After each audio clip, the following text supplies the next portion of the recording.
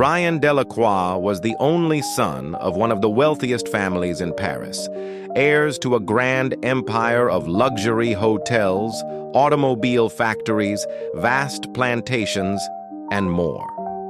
Born into a life of privilege, he had access to everything money could buy. But from an early age, Ryan harbored a deep conviction. He did not want to live a life of inherited ease. Instead, he wanted to start from nothing, learn the struggles of ordinary people, and experience life without the shield of wealth. His parents, though perplexed by his desire, indulged his eccentricities until the day he completed his master's degree from one of the most prestigious universities in Europe. When he returned home, he made an unusual request. He wished to leave behind his wealth, live as a commoner, and find love without the influence of his family name. At first, his parents were reluctant, but after much discussion, they agreed under one condition. He must return home on his 26th birthday to take over the family business, and he must bring the woman he chose to marry. The wedding, they insisted, would be held in the grandest manner. Ryan accepted these terms and set off on his journey. Dressed in simple clothes, with a modest amount of money in hand, Ryan started looking for work. Without revealing his identity, he applied for several jobs. After multiple rejections, he finally landed a position as a helper in a large retail store. He worked tirelessly, moving crates, arranging shelves, and assisting customers. His dedication and humility caught the attention of his superiors, and in a short span of time, he was promoted. Angela Moreau was a regular customer at the store. She came from an upper-middle-class family and often visited to pick up essentials. Ryan had noticed her before, always polite and kind to the staff. Whenever she needed assistance, he was quick to help, and soon their interactions grew from brief exchanges to friendly conversations. Over time, friendship turned into love. However, their love story did not unfold without obstacles. Daniel Rousseau, the son of a wealthy businessman and a longtime admirer of Angela, who was also a distant relative, saw Ryan as a threat. When Daniel learned about Angela's growing affection for the humble store worker, he did everything in his power to belittle Ryan.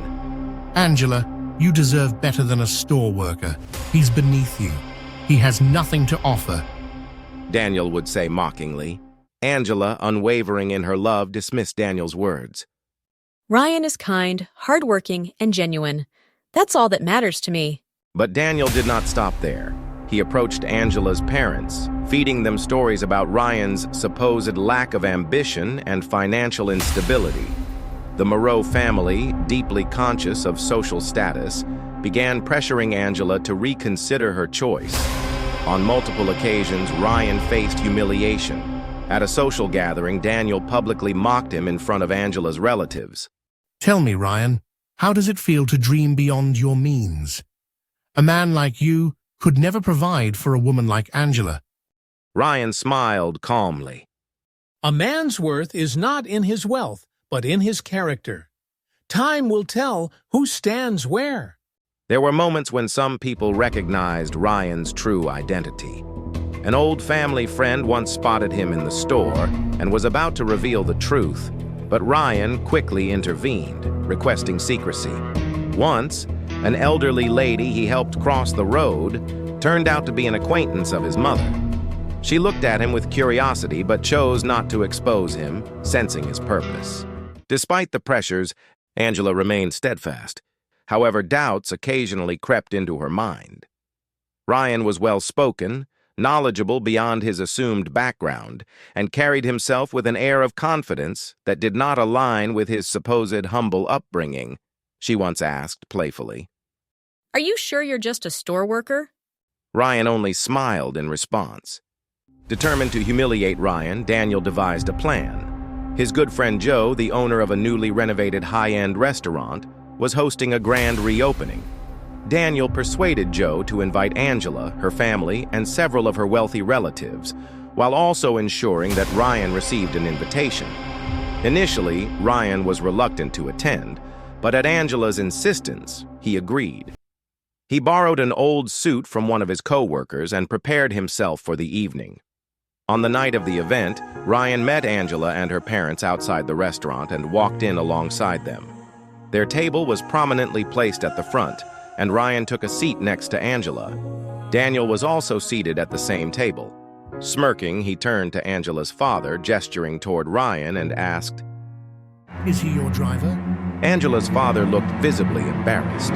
Struggling to mask his discomfort, he responded curtly, "He's a friend of Angela's."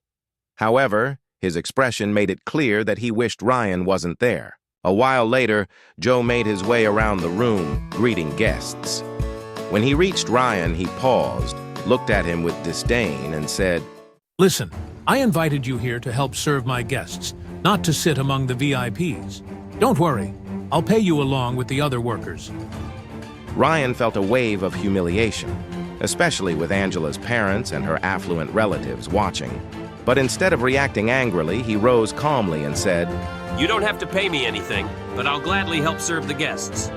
Angela, deeply hurt by the situation, immediately sensed Daniel's involvement in the setup. Unable to tolerate the insult, she stood up, took Ryan's hand, and said firmly, You don't have to serve anyone. You were invited as a guest. Let's go somewhere else. There are plenty of good restaurants in town. With that, she walked away with Ryan, leaving Daniel and the rest of the table in stunned silence. By the time Angela arrived home, everyone was waiting for her, including Daniel and several of her relatives. As soon as she stepped inside, her father broke the tense silence. Aren't you ashamed to associate with a beggar like Ryan? Even after everything that happened, Daniel has proposed to marry you, and we all believe that it's the best thing for you. Angela met her father's gaze with unwavering determination. Father, I have never gone against your advice in my entire life. But marriage is a decision I must make for myself. It is a lifelong commitment. Therefore, I will not marry a scoundrel like Daniel, especially knowing that today's incident was a despicable scheme orchestrated by him. So please, let's not discuss this any further. And she went into her room and shut the door. By this time, Ryan had come to fully understand Angela's genuine love for him. He realized that by keeping his true identity a secret, he was putting her in a difficult position with her parents and relatives. With his 26th birthday approaching, he knew it was time to reveal the truth. Ryan informed Angela that his parents were organizing a birthday party for him and that he would like to invite her and her family. He also suggested that she invite some of her relatives, as they would eventually become his family as well. He mentioned that since his relatives were of a certain social standing, the celebration was being held at one of Paris's most luxurious hotels. Angela was puzzled by his words but agreed to attend. When she informed her parents, they initially refused. However, upon hearing the name of the prestigious hotel, not only did they accept the invitation, but they also provided a list of additional relatives they wanted to bring along. Her father chuckled and remarked, I wonder if they're selling their house to afford this party just to impress us. But it doesn't matter. At least our relatives will think they have money like Daniel. When they arrived, Angela and her family were astonished to see Ryan standing at the center of the grand ballroom, dressed in an elegant suit, surrounded by influential figures from Parisian society. Daniel, who was also in attendance, gasped in shock. What is the meaning of this? Ryan finally spoke. Allow me to introduce myself properly. I am Ryan Delacroix, heir to the Delacroix Empire. I chose to live as an ordinary man to understand the world beyond wealth, to find love that is true and not bound by social status. Angela's parents, embarrassed by their past objections, looked at their daughter with newfound respect. Daniel, on the other hand, was speechless, his previous insults now meaningless. Angela walked up to Ryan, her eyes filled with tears, not of disappointment, but of love. You could have told me. And would it have changed anything? Ryan asked gently. She shook her head. Not at all. With his parents beaming with pride, Ryan announced their engagement. As per the promise to his family, they held a grand wedding, attended by dignitaries, celebrities, and common folk alike. Ryan and Angela stood together, not as a wealthy heir and a store worker's love, but as two souls who had found each other beyond the barriers of wealth and status. And so, Ryan fulfilled his journey not just in proving his worth, but in finding a love that was truly his own. The Delacroix empire had its heir, but more importantly, it had a leader who understood the real world beyond riches. Welcome to Wonder Creations, where inspiration meets mystery.